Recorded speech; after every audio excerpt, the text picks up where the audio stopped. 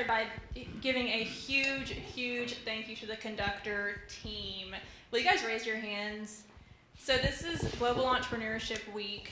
Yes, Druid, you too. We are running 16 different events in Conway this week, and it has been grueling and very great too. But anyway, if you've had any food or coffee or been in this space at all or come to any of our events this week, it's because of the people standing around the room. Who has been to an event this week with the conductor? Awesome. Thank you guys so much for coming out. Who's been to a startup grind before? Who's been to 2 startup grinds before? Good. Oh, and this is a special night. Guys, this is the 1-year anniversary of launching the conductor. So it's been a great journey. So Startup Grind is an international event. It happens in over 200 cities around the world. Once a month we bring a local influencer to come share their story in our fireside chat, someone like Amy with an awesome story. So we encourage you guys to be social during this, and our Twitter is @AR_conductor. Our hashtag is FullSteamAR. What is your Twitter? Amy_Fecher, and it's Fecher. Okay. No T. No T. And we're doing a special giveaway tonight. So we're giving away a $20 gift card to Tacos for Life to anyone who tweets about tonight's event using hashtag FullSteamAR. And Kaylee has instructed me to say that if you tweet more than once, you have a better chance of winning. So we encourage you guys to do that. Definitely think of the questions that you're going to ask at the end. We do like a 30-minute chat, and then we have time at the end for Q&A. So we are going to get started. Huge thank you to Amy for being here. Amy has been a huge inspiration to me personally for years, and I'm really grateful that you're here tonight. Amy is the Executive Vice President of Operations at the Arkansas Economic Development Commission, Chief Transformation Officer for the Office of Transformation, and a UCA graduate. So we're going to get started. That's right. So Amy, can you just tell us about yourself? Where did you grow up? Where did you go to school? Sure. Well, I grew up just down the road in Morrilton. Graduated from Morrilton High School. I'm an only child, but people tell me I don't act like an only child, so I guess that's good. But went to school here at UCA and graduated from UCA, and then just moved down to Little Rock when I started working. So I said that I've just traveled along Interstate 40 throughout my lifetime, so I don't know where that lands me next. Maybe Memphis. Okay. No. I mean, nothing wrong with Memphis, but don't leave Arkansas. What did you do after college? After college, I worked a couple of jobs. You know, you get out of college sometimes, and the job market is just not exactly where you would like it to be, and that's where it was in the early 90s when I graduated. So I worked a couple of jobs and then landed really working for Governor Huckabee. It was really my first major job out of college after a couple small jobs, and went from there. I mean, you want me to go through the history of some of my jobs? Okay, so I worked at Arkansas Children's Hospital for about 4 years, and then you know, was looking, and my mom worked for the state of Arkansas, and she was like, "You need a state job. You need a secure state job." And so I was like, okay. And started looking online and found a position online in Governor Huckabee's office. So I went in and applied. Well, at that time, you know, people didn't use electronic applications nearly as much. So I had always been taught, you walk in and hand your resume to them. Don't just mail it in or email it, which that's very common nowadays. But so I walked in and handed in my resume to their HR department. And they were like, "Do you have time to interview right now?" And I was like, "Sure." So I did a first interview, and I was like, you know, scared to death because this is like state government and in the governor's office.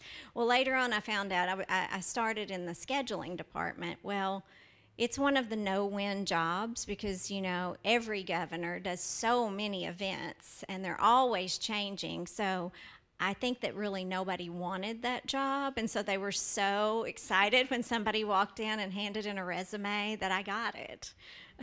So what did you do after that? After I left Governor Huckabee's office, I went out and worked for a state agency called the Department of Rural Services, which was a small state agency at the time. It's merged now in 2015 and is part of the Economic Development Commission. So it's one of my divisions that I oversee at the agency still. But I was the deputy director there for about 4 years, and then there was this guy that was running for governor in 2006, which we call governor now, but back then he was just Asa. And he approached me about coming to work for him in that campaign.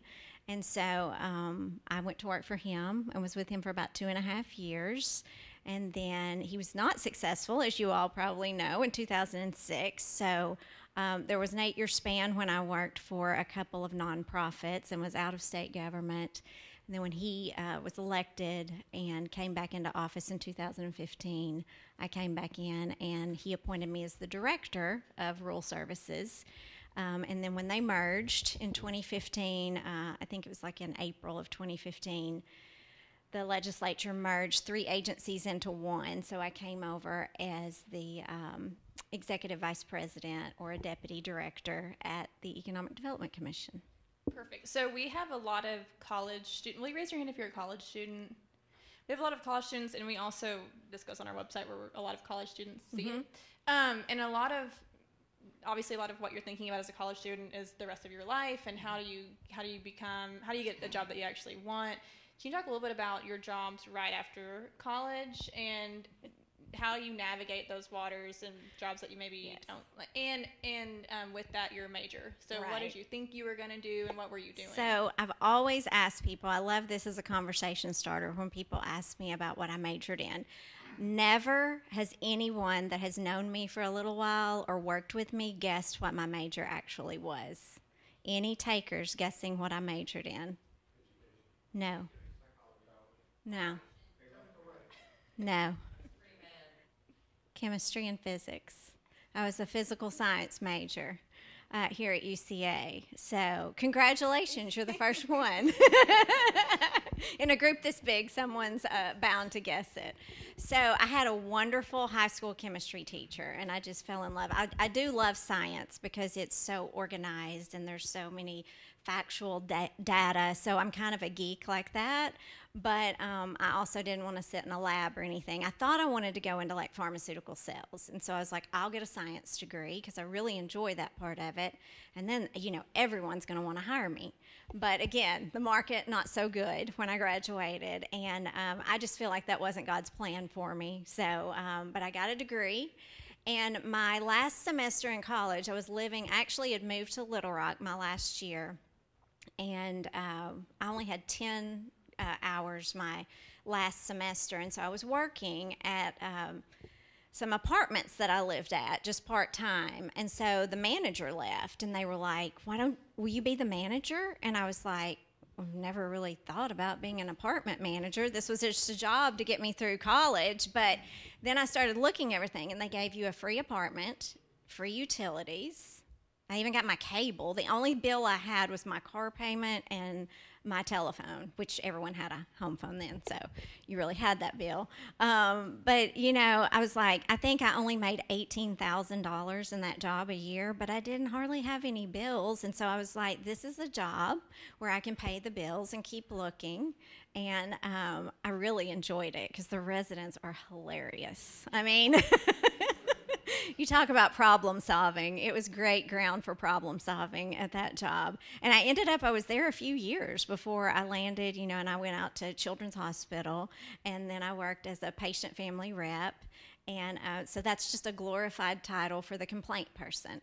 So you think that, you get mad in healthcare if things don't go right. Well, now if it's your children, you're doubly angry. So I got to talk for 4 years to a lot of parents that were mad about that. I mean, Children's Hospital is a great place. But in anything with that magnitude, things go wrong. And so and a lot of it was communication issues because maybe they would say the doctor or the nurse said this. And when you would go talk to them, they'd be like, that's not what I said. I said, so it was just a communication issue. But when parents are under stress and in that kind of environment, they're not thinking clearly. So learned a lot there.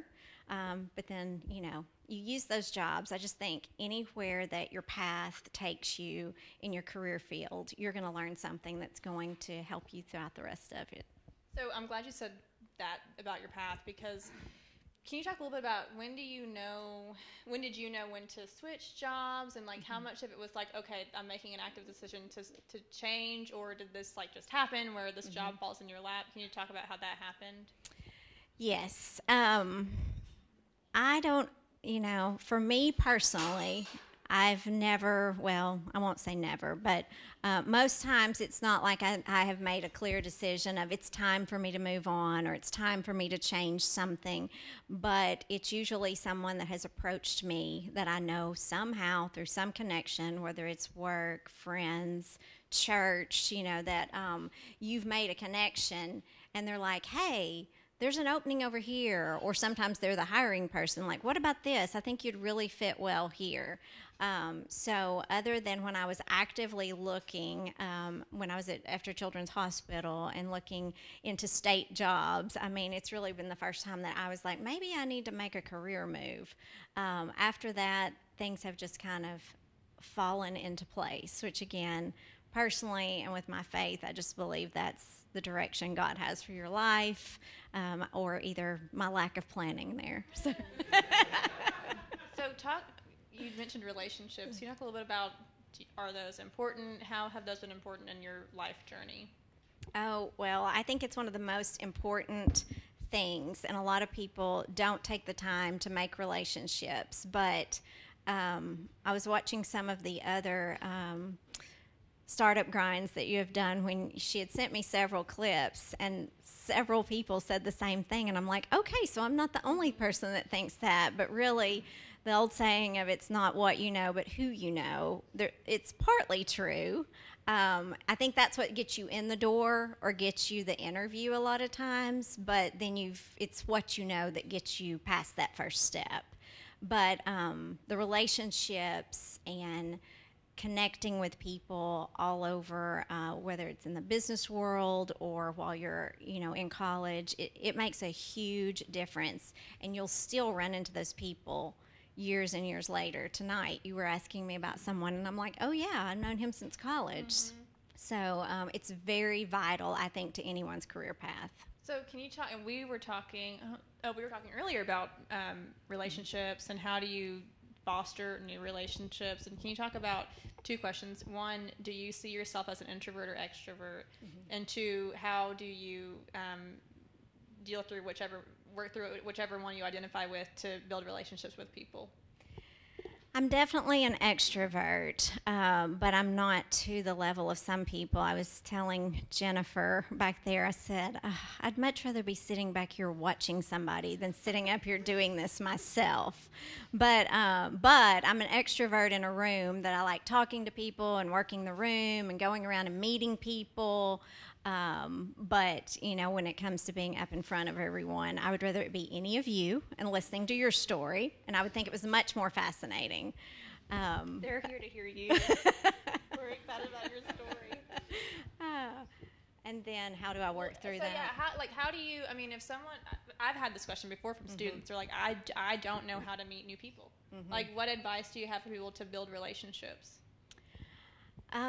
Well, I'm not an introvert, so that's a little more difficult, but what I do is, conversely, I would say to extroverts, make sure you're taking time if someone might be a little quieter in a group that you're interacting with, to ask them questions, because what I've found is most of the people that I work with that might consider themselves introverts, they really like talking to people, but they might they might wait until they're asked a question to respond, and then you will learn a lot more from them.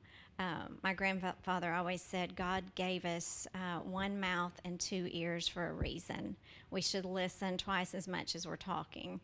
So I try to practice that, and if there's someone in a group or in a small meeting that I'm in that has been quieter, I try to ask them questions and pause and let them talk. And if you'll just shut up, they'll actually talk back to you. Mm-hmm. Sometimes we as extroverts just keep talking. Yeah. And for any introverts in the room, my dad used to always say, stick out your hand and introduce yourself, because like, what is the worst that can happen if your hand is in front of someone's face? They're going to shake your hand back. But can you talk specifically about your relationship with Governor Hutchinson and how that's kind of evolved and led to your current role? Yes. So I had met him in 2004, I think, when he was coming back, kind of gauging whether he was going to run. He was working in D.C. at the time, and going back and forth. And he was here and someone put a small dinner together, and that I knew, and I went to it and met him and his wife, and was just very impressed. He is very genuine. What you see on the cameras or what you see in a small meeting with him is the person he is when no one else is there. And, just impressed. I was telling Kim the story when we were visiting. He came to me in 2005 and said, what would it take to get a state employee to come to work for a campaign? And I looked at him, and first of all, I did not make that much money then, but I was a single parent, and so I was the sole provider for me and my son. And, had my insurance, and because I was with the state, and I was like, I just heard all these stories about, how poor campaigns are and how little you make. And so I was just like, oh, you can't afford me. And he said, really? And I said, oh, no, because I cannot take a decrease in pay, and I have to have insurance. Always have to have insurance, because, I couldn't think about anything else. And so he's like, okay. And, I was like, but I really support you, and I'm glad you're running. This is great. So walked away, and he came back about a month later, and he was like, well, what kind of number are we talking about? And so, again, it was not that much, but maybe a little bit more than your typical campaign worker usually makes, but not much. But he found a way to work out the numbers and hired me, and I worked with him there and in his private consulting company through 2007. So. And then how did that lead to where you are now? Well, I always stayed in touch with him. I didn't even apply for a job with the state of Arkansas after I'd worked for him and he lost. So Governor Beebe was a great governor, so I don't mean that poorly towards him in any ways, but it's like I worked for the competition. I'm not stupid enough to go apply for a job within state government after that. And I kept in touch, though. I worked for a couple of international nonprofits, national nonprofit as well, and kept in touch. Volunteered on his next campaign. By that time, I had kind of got to a level that I knew the campaign could not afford me, and didn't really want to give that much of my time, because you're working pretty much 24/7 in a campaign cycle. So, just volunteered, and then, when he came back into office, was fortunate enough to have a position. So I think a lot of people feel like government is just this big, kind of murky, cumbersome thing. It is. Can you talk about what was it actually like working on his campaign? And what is it like working in government for you right now? Well, one of the things that I enjoy the most is what I'm doing with this newly created Office of Transformation, which is within the governor's office. So he announced that last December. And it is, when you hear about the Office of Transformation, it sounds really big, but it's really just me. And I work in the governor's office to evaluate all of state government and try to find efficiencies and savings. And so just looking at everything through a fresh lens and seeing if there's ways we can do things better, if there's processes that maybe were developed in the 40s that could be improved upon. We have this thing called the internet now, that makes things a lot easier. A lot of it is electronic and technology projects that we're working on right now, but it's really exciting, and just kind of picking apart the different parts of state government and seeing how we can make it better. So when he announced it, one of the things he did, he wanted to do was to make sure we weren't creating more bureaucracy to eliminate bureaucracy. I took it on as an additional role. So a lot of people would say, congratulations on your new job. And I'd say, oh, thank you. You mean my additional job for no more pay. Thanks. No, but it's been, I'm one of those people that loves to be busy, that loves to feel like at the end of the day that I'm accomplishing something. And so I've really enjoyed it, and I'm enjoying the work we're doing. I love what I'm doing at economic development as well, and that's really exciting. But I'm very fortunate to get to do both. So a couple questions there. So can you talk about how you manage your time? So she has, like, these are two massive jobs. Like, they would be enough for multiple people, both probably. So can you talk about how you manage all of that? Plus, I'm his designee to the Delta Regional Authority. Don't forget that. Right. I'm actually getting to that question. Oh. No, it's just funny. I don't know. I mean, the thing about managing it is just trying to be very organized, always trying. I'm a list person. I've been told I have to have a list that says go to the bathroom. That's not really true.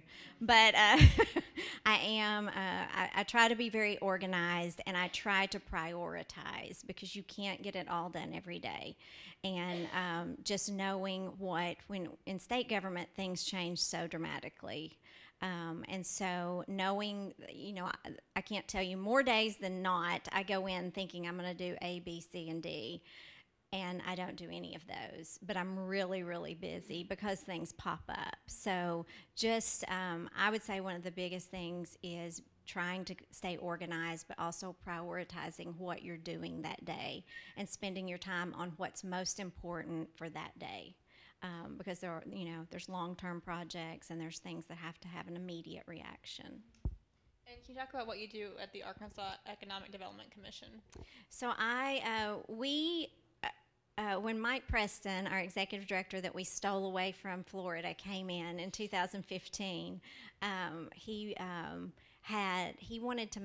the governor both want to make state government and economic development more business focused than sounding like a bureaucracy in state government. So that's one thing the governor is really big on. He thinks that government should actually operate like a business. And so he's trying to implement more and more principles that way. So Mike Preston wanted to change our titles from deputy directors, we have 3 deputy directors there, to executive vice president. So I'm an executive vice president of operations, which is basically all the internal, like your HR, your finance, your IT department. We have a research team there. And then all of our grants divisions are under me, which is our science and technology, rural services, and our community development block grants. So executive vice president of operations, when we merged, I went from having 1 division under me to 7, and went from 5 employees at our small state agency to there's about 100 at economic development, give or take a few on any given day, and having around 50 people that report up to me. So it has been a real exciting place to be because the governor is focusing on economic development so much during his administration. It's one of his pet projects, and has given so much of his time to economic development throughout the state that it's a very exciting place to be and to work. Mm-hmm. So can you talk about what does a typical day look like for you? Well, I tried at first when I was trying to do both, transformation and economic development. I was like, okay, Monday, Wednesday, Friday, I'll be at AEDC. And Tuesday and Thursday, I'll be over at the governor's office. That sounds real doable. Never worked that way. So luckily, my offices are just 9 blocks apart. So a typical day, I'm either about half a day at one place, half a day at the other, or running back and forth. Sometimes when I've had some really bad scheduling days, I would go from meeting to meeting to meeting to meeting. But I'm like, oh, wait, I'm supposed to be trying to find efficiencies. This is not very efficient, guys. But The typical day now I've kind of gotten more to about a half a day and half a day in between the two, and a lot of meetings. It can be anything from going to committee meetings at the Capitol and meeting. I had a meeting right before I came up here with a legislator and the Game and Fish Commission. So, or it could be working through an HR issue at economic development and hiring and interviewing and things like that. So there's really no typical day, but that's one thing I would always say. Be flexible is a very important thing as you're getting in to your career path, because life is pretty unpredictable and so is work. So being able to be flexible about what your day's going to be is the thing that has gotten me through most days. So you mentioned the governor's commitment to economic development. Can you talk about kind of the governor and the state's commitment to entrepreneurship and innovation? We are very blessed because the governor has been so focused on economic development as well as entrepreneurship. During this session in 2017, in January of this year, one of his package legislation was the accelerator program, and he took $2 million out of his funds to give towards an accelerator program that we're just getting started, and the applications are open. I think there's even some that are being presented this week. And so it's really exciting to get that off the ground. He has really been supportive of everything from his coding initiative, where he feels like, technology and entrepreneurship is what is going to really save rural Arkansas and the jobs here in Arkansas, because not everyone wants to live around Little Rock or Conway or Northwest Arkansas, where there may be a lot of jobs. But if you can do something through technology, so many companies will let you live wherever you want to. And if that's all-timer Arkansas, as long as you have broadband and can do your job, then you can work there. And that's one of the things that he really focuses on. He loves the rural areas. He grew up in Gravette, Arkansas, and a very small community. And so he wants to make sure that while we're growing, we also don't forget that. And that's one of the things that I think is really important. We're the only state, or at the time, I'm not sure if we still are, but when the law was passed for coding in all high schools, must be taught in all high schools, we were the only state in the United States to be doing that at the time. So that's really exciting, and that's something that a lot of the tech companies are paying a lot of attention to. Yeah, I was going to talk about that too, if you could expound on the coding in particular, because we've made national news, Arkansas has, for coding, which is amazing. Yes. But can you talk a little bit about the coding initiative and sort of what we're doing with that? Yes, a little bit. I'm not real involved with the coding initiative, but the governor, it started during his campaign, and his granddaughter was taking a coding class, and I think maybe she was 12 or 13 at the time, and she developed an app for him for his campaign. And, he was like, wow, if she can do that, what if every high school, was required to take coding? So that's really how it was born, was his granddaughter's interest in it, and what she had done. And she developed the app that he used throughout his campaign in 2012 or 2014. So from that, he worked with the legislators to pass a bill that required it to be in every high school to be taught. Now, some of it's being taught remotely through technology if they don't have teachers, but he keeps encouraging them. He's put together some incentive programs for teachers that may be teaching now but that want to go back and get their certificate in coding to be able to teach it.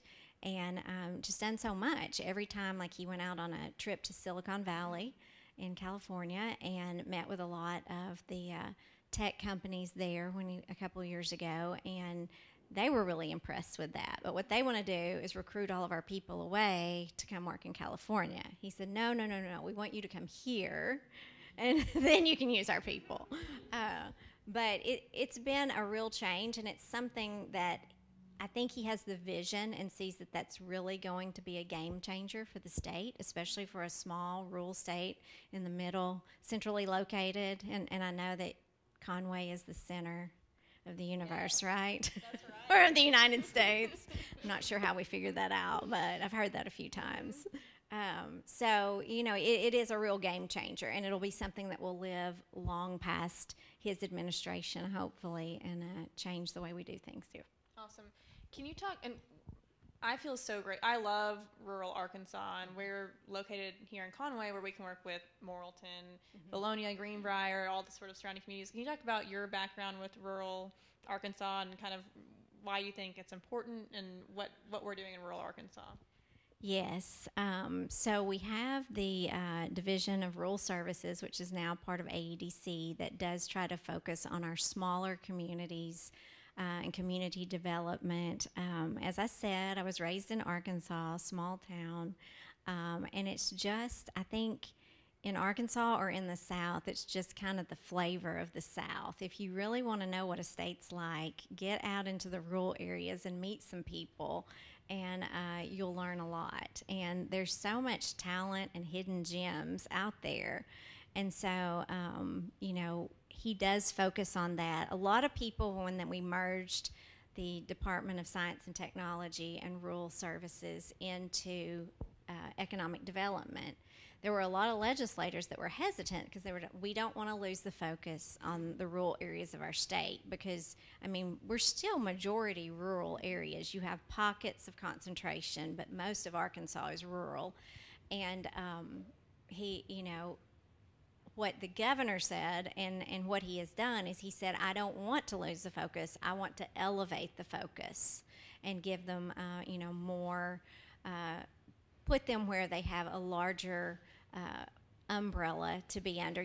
When we were at Rural Services, we had, as I said, 5 people, and we were doing everything within a state agency. We were doing the hiring and all the financial aspects of it. We were our own IT gurus, which we weren't, and marketing, communications, PR. We had to do it all. And so 5 people can't really do that. So you take us and you put us into a bigger agency who has a marketing and communications team, who has, a contract to do that. It's just been so helpful and helped it blossom. And that's what the governor wanted to do. He wanted to put more resources at our disposal so we could focus on the rural areas. So you mentioned earlier that you were a single mom for some time. Can you talk about some of the challenges that you faced in your professional and personal career? Yes. So you had given me that as, think about what some of your challenges throughout life might be. And I thought,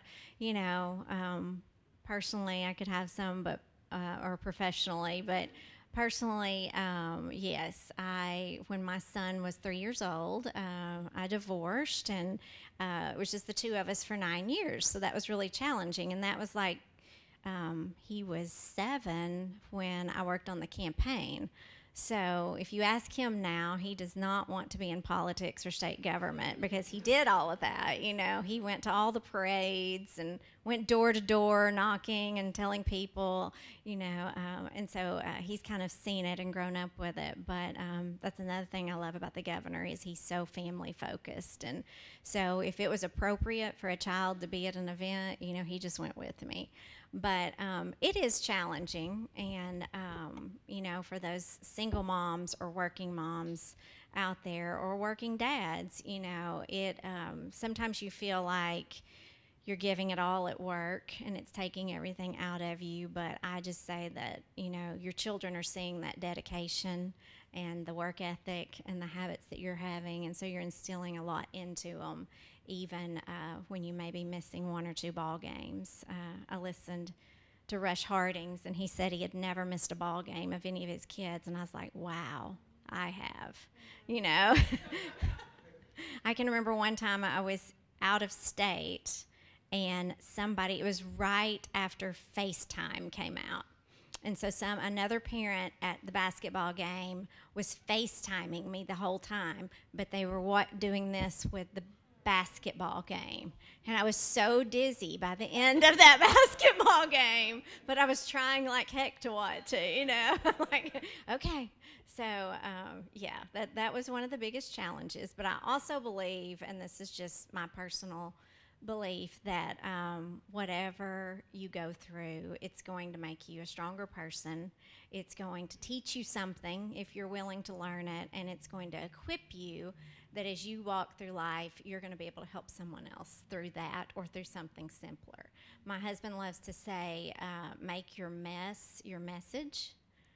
So whatever you've been through that you've struggled with or been there, you can always use that with someone else to be your message.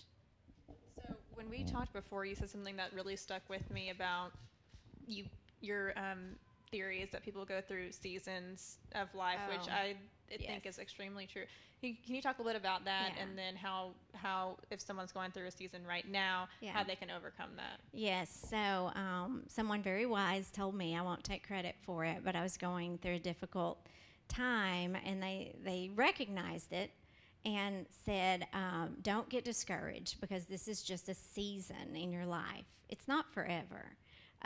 You're going to walk through it and you're going to learn through it. And so many times, whether that be in my professional or personal life, that has really stuck with me. It's a season. So, and you're going to learn through it. And you're going to come out better on the other side of it for walking through it. And you're going to learn. You're going to learn a lot about yourself, and you're going to learn how to help others through it.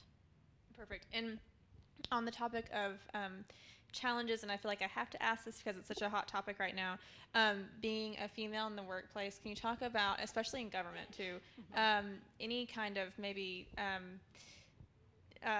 theories that, can you just address this? What has it been like for you? How have you overcome it, or maybe not even had to overcome it?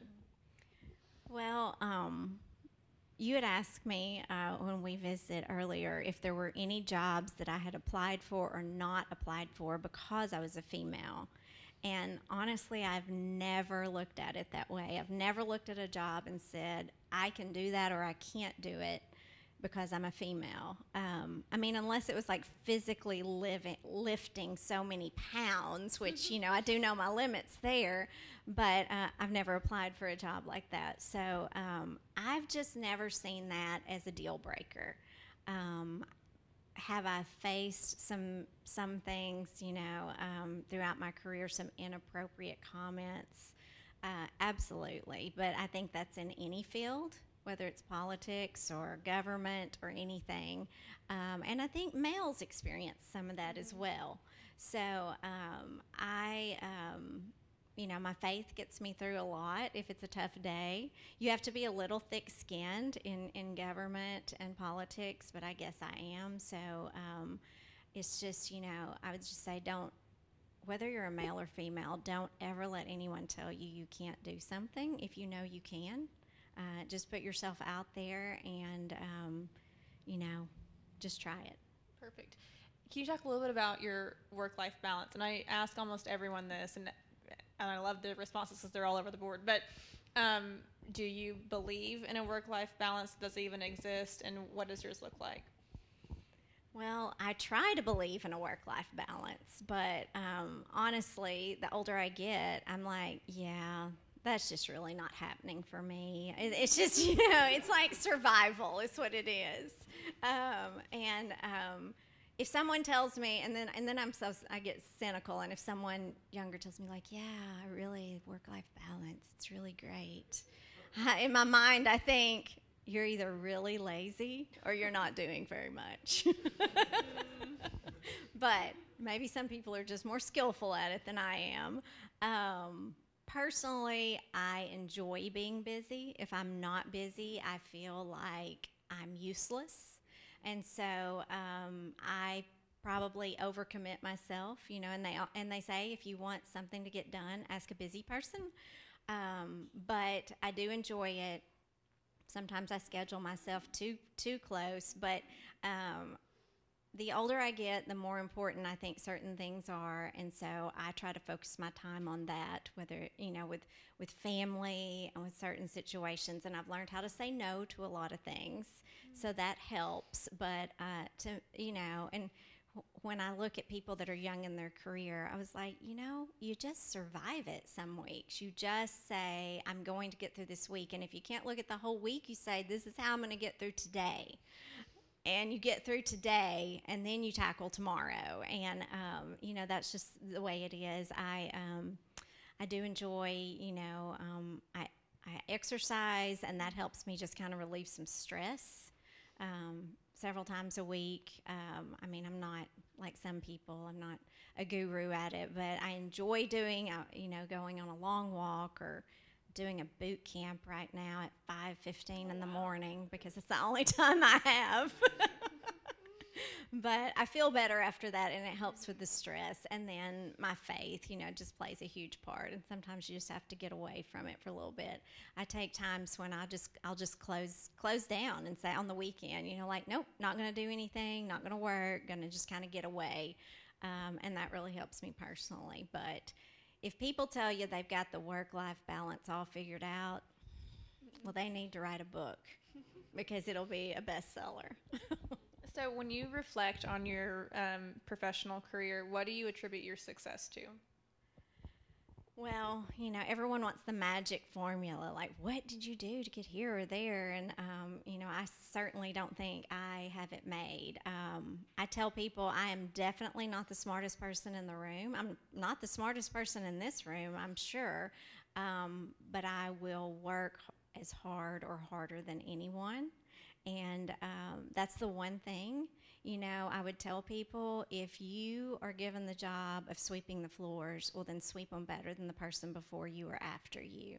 And you will get noticed, and then you'll get more responsibility, and then you'll get more, and then you'll get promoted. And I really believe that is the one thing, just being persistent, being dedicated, being loyal to who you're working for, and being honest, and then just working hard.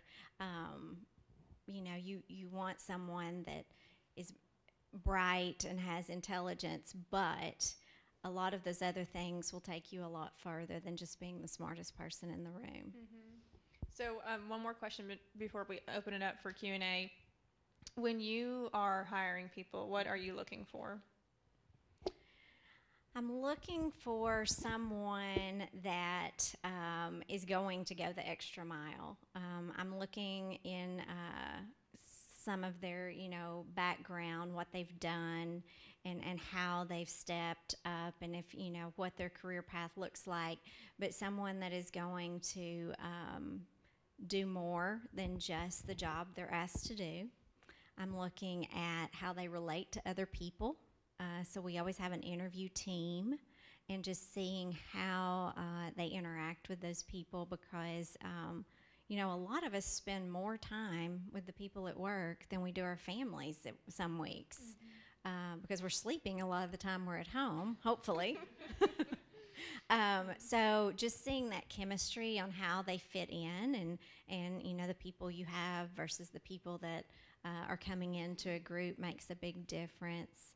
And just that they give you that little extra, that they show you that, how they want the job. One thing I always ask in interviews, like, tell me what you know about Arkansas Economic Development Commission or something. And I'm like, I don't care if they just regurgitate our mission off the website. Then I know they did some kind of research. And if they, so I would say go the extra mile, try to learn some fun fact or something, unusual that you didn't just get from opening up the page.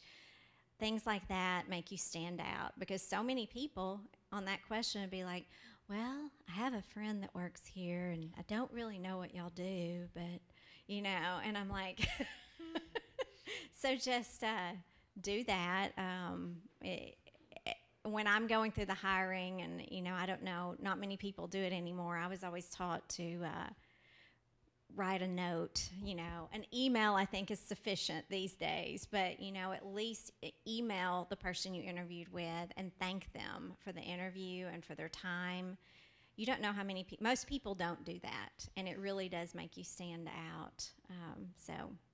Perfect. Okay, I have more questions, but I want to open it up to you guys. So who has the first question? Yes. I like what you said about running the government as a business and stuff like that. It seems like you agree with that philosophy. I started my business in May. One of the big hurdles that I came across that I think a lot of people in rural Arkansas would is how mean the Department of Finance administration is. You call them a few times, and I'm more of a face-to-face guy, so I call them a few times to try to get answers to questions. They don't even say bye. They hang up and I think they're done with you. So I was like, all right, I'm going to go there. A lot of people are familiar with the revenue office, but times that by 100, and that's what you deal with there. If I'm from Bologna, Greenbrier, or somewhere else, I think I've been having an even harder time adjusting with that. It seems like the bureaucrat type thing, like they don't care. And there's duck and eagle theory. You'll come across an eagle. There's one person that really knows what they're doing, and they'll help you. There's a lot of ducks there. Like, how do you navigate that as a small business owner that maybe just wants a simple question of, I want to do my taxes right. Like, I want to pay you the right amount. I want to go back and say, oh, I did it for Conway, but I didn't also do it for Faulkner County. That wasn't lumped in together. They didn't assume that the city and the county were together. So now I've got to go back and I owe you $1. So that's one thing I've run into, for example. Yes, it's a very cumbersome system, and it's not very user friendly.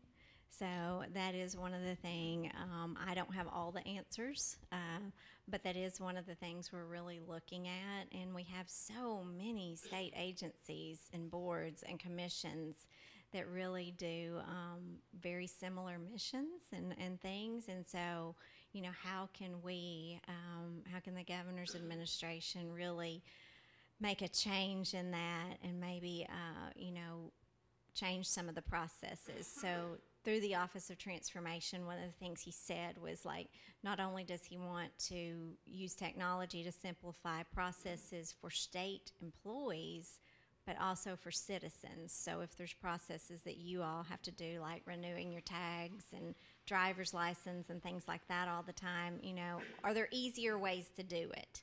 And can we think outside of the box of, how it's always been done? But yeah, Department of Finance and Administration, they have an office in every county across the state. Some that have a lot of population have more than one office. So it is massive. And I agree with you. I can get frustrated with them too. Just how rude they were. I was just like, I don't think it's uncalled for. What I would do if I was somebody undercover boss, I'd come up with 5 questions and I'd ask them, see what your experience is like. See if they review, they don't know who you are. It's not just me, it's outside of me. That was very nice. That's a great idea. As the Chief Transformation Officer, how do you, if you're talking about making these kinds of changes, how do you do that in agencies that large? Well, we also have a Transformation Advisory Board, which is a group that the governor put together, again, trying to do it a little bit differently than your average state board or commission, which is appointed officially through by the governor and has Senate confirmation at the state level. He chose, they're all, the board that I work with, which Miss Jennifer Bell is here tonight and is a member of, they're all volunteers. So when they come to my board meetings every 6 weeks, there's no reimbursement for their mileage. We don't pay for them a hotel if they end up staying overnight, and there's people from all over the state that travel to it. It's just they're really citizens that care about evaluating some of the processes and some of state government issues and giving us their opinion and recommendation. So it's just an evaluation process. So have a board of 14 members that really helps me work on a lot of that. And we're just, there are several things in that we're doing, but there's so many other things that we could do. And I guess that's just what motivates me every day. It's like the possibilities are limitless of some of the things that we could really do to transform state government. Awesome. Okay, next question. Yes. How do you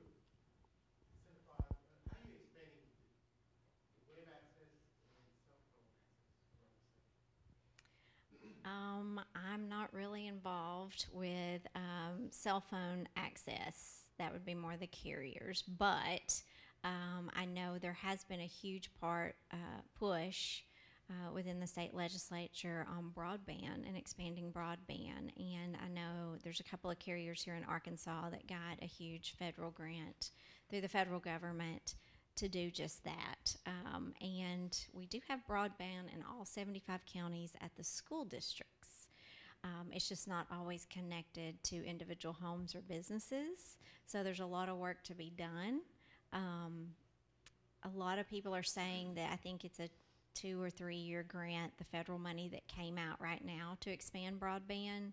So as that runs its course, I think then there'll be the next step, and that's where the state government will come in beside it to seeing how far that money goes. But it's something that we're going to have to look at. But when you talk to the providers, because I've talked a lot about this issue around broadband, which most of the providers actually do broadband or cell phone coverage, so it's kind of hand in hand. I think our cell phone coverage is far ahead of our broadband right now, but the providers will tell you there are so many areas in a rural state like this that are so unpopulated. To have someone that chooses to live, literally out in the middle of nowhere, but they want broadband access just like you have here in the middle of Conway, is a little bit unrealistic. That it's naturally going to go where more population is, but then there's also, some smaller communities that do have several families or businesses there that deserve it as much as the higher population. So it's kind of a give and take. It's going to take a while to have, blanket broadband or cell coverage across a state that's so rural, and states that are doing it better are smaller, more populated states, is what I would say. But it's on everyone's mind. Yes. 2 questions. First of all, thanks for coming. We really appreciate it. Thanks for having me. 2 questions. They may have the same answer or they may have different answers. Okay. What's been your toughest leadership lesson that you've learned? And what's been your best leadership lesson? And they may be the same, but maybe different. I would say my toughest leadership lesson is that I tend personally not to be a micromanager because I don't like to be micromanaged. And that's not because I don't want someone knowing what I'm doing. I want my boss's support. I want him to know what I'm doing, or he or she. But if someone is just on me all the time, then I feel it kind of shuts me down. I think they don't think I know what I'm doing, so maybe I don't know what I'm doing. Especially when I was young in my career, that was just stifling to me. So I don't like to micromanage people, but where there's been a real lesson in that is some people have to be micromanaged. And it's kind of caught me a few times when I'm just letting you do your thing over there. And then I'm like, what are you doing? So learning your people and knowing that you can't manage everyone the same because they're really different. And that goes hand in hand with what I think is one of the things that I have learned so much as a leader that we've done at Economic Development. I find personality profiles just fascinating. I have since I was a teenager, and I used to take all these profiles and I'm this or that, and buy these books and do them, and then I've had jobs where they've done them. Well, when Mike Preston came on and was going through the search, they made him do the particular one we use at Economic Development is called DISC, and many of you may have done that. And but we do that as part of our hiring process. Once you're hired, not during the interview though, you take the DISC your first week. And then your manager gets it, your team gets it, or knows what you are. And you know what everyone in your team is. You get a copy of everyone that works for Economic Development and what, their profile is. And so it's been so helpful because there's 4 personality types in that particular test. Some of them have 12 or 16 and go into a lot more depth. But it has taught me how people take in information and how they have output of information everyone's not like me, everyone's not like you.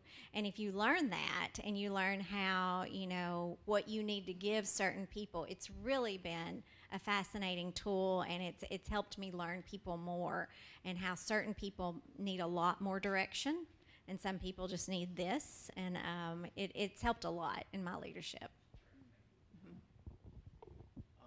If you could describe your 5-year plan, could you talk about your top 3 priorities?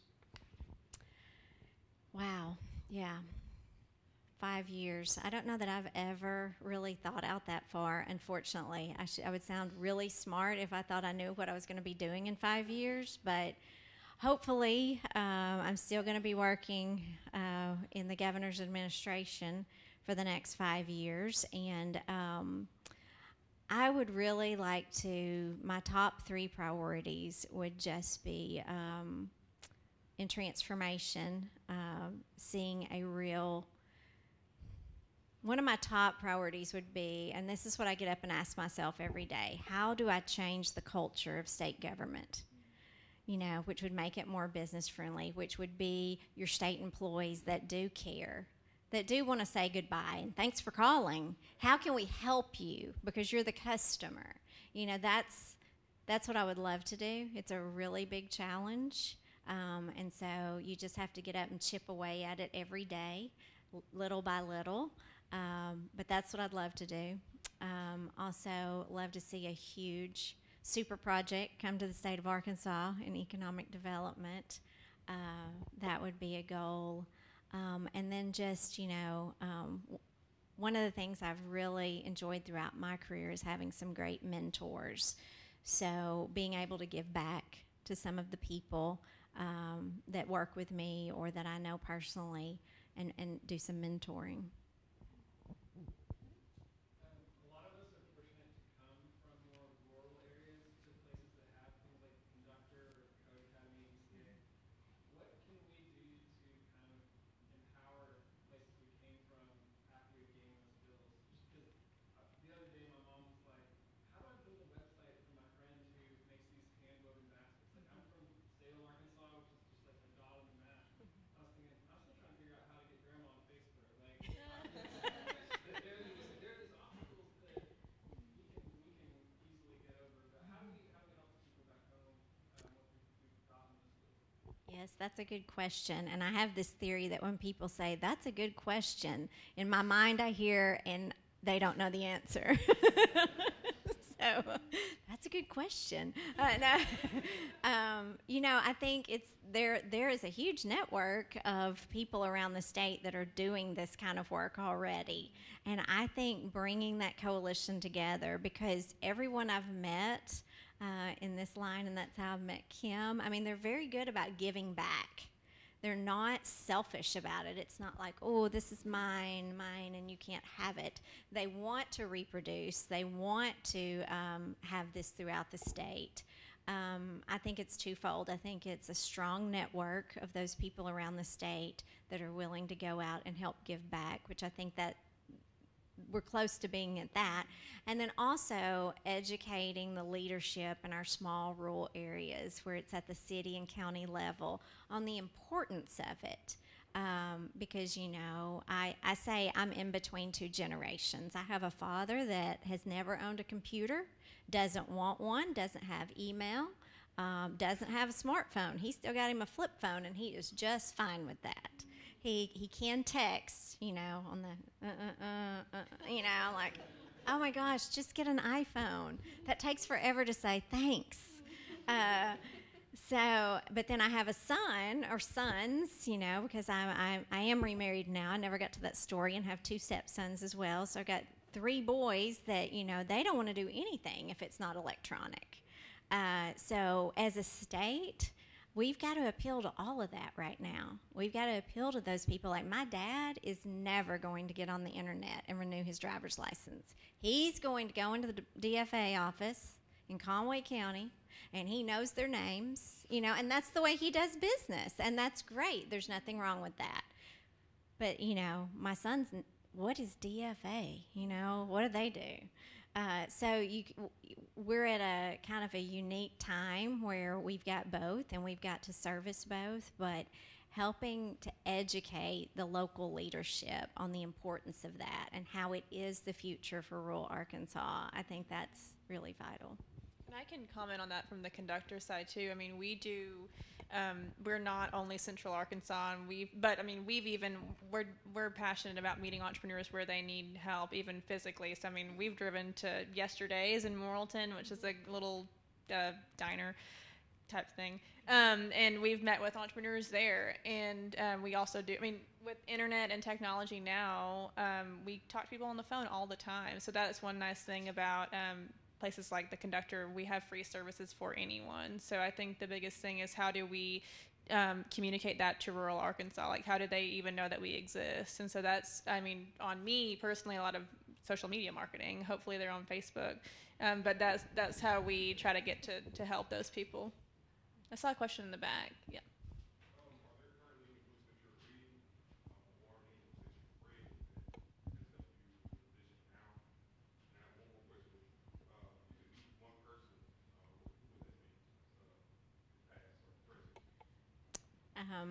I'm currently reading the book, and it's not new, but I've had so many people recommend it to me, Good to Great, and it is a really good book. I'm enjoying it.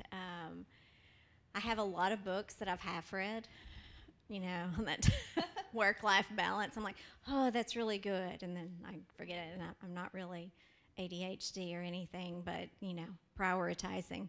So, one person, past or present, that I could meet. Wow, that's tough. I would say, and not just politically, but I wish I had met Ronald Reagan. I think that would be amazing. Perfect. So we are right at 7. So I'll go ahead and wrap it up. But we ask this question at the end of all these chats. What's one piece of business advice you would leave us with? I would just say, whatever you're doing, give it your all. One of the things, be fearless in whatever you're doing. It doesn't matter what people think of you. Just give it your all and do more than those around you are doing, and you're going to get noticed. You're going to get promoted. Awesome. Perfect. Thank you so much. Thank you. A couple quick announcements. All right, so we have 2 events tomorrow and 1 Saturday. Tomorrow morning, we have Pat Brown from the Arkansas Economic Development Commission coming to UCA downtown to talk about being a women and minority business owner. So the state has tons of opportunities for people, and Arkansas is a great place for women and minority business owners. So we're going to learn all about that. It's going to be a fireside chat with me and Pat. That's tomorrow at 8:30 a.m. And then at 11:30 we have a finance panel. Let's see. Okay. Well, is Kevin still in here? Kevin Griffin? Okay. Kevin's going to be on the panel, but we have a banker, a number of different people who will talk about different types of financing for your startup and also the type of financing that's appropriate for you. This is a huge pain point for entrepreneurs. I hear it all the time. So we're going to address all those questions, and it's going to be a casual panel discussion, so I encourage you guys to come to that. And then lastly, Global Entrepreneurship Week culminates on Saturday with a big pitch competition at a tailgate on Bruce Street before the last UCA home game. Called Idea Fame Live. We're giving away 2 $1,000 checks, no strings attached, to the person with the best business idea. So you don't have to have a business plan. It's just, can you get up on stage and pitch your idea in a minute or less? No props or notes, and we're giving away 2 checks. So I encourage you guys to come. There's a judge's vote and an audience vote. So bring all of your friends if you're going to pitch. And we have about 12 contestant slots left. So the deadline to apply to be a contestant is tomorrow. So I encourage you guys. Our website is arconductor.org, and if you go arconductor.org/GEW, you'll see where to apply for that pitch competition. Thank you again so much. Oh, Kaylee, who won the gift card? So we chose Jordan King. Okay, perfect. All right. Thank you guys for coming. Huge thank you to you, Amy. You are one of my mentors, just so you know, and a huge inspiration to me. We're so glad you're here in your busy, busy schedule to share your life story with us. So thank you guys for coming. If you have questions about the conductor, just let us know, and we will see you next time.